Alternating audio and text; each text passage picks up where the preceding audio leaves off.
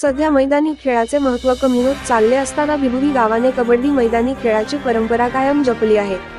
ही कौतुकाची बाब आहे। आरोग्य संपन्न जीवनासाठी मैदानी खेळाला महत्त्व दिले पाहिजे असे प्रतिपादन सातारा जिल्हा परिषदेचे माजी उपाध्यक्ष वसंतराव मानुकुमरे यांनी केले।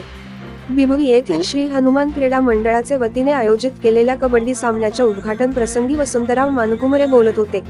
प्रारंभी त्यांच्या हस्ते व मान्यवरांच्या उपस्थितीमध्ये श्रीफळ वाढवून मैदानाचे उद्घाटन करण्यात आले।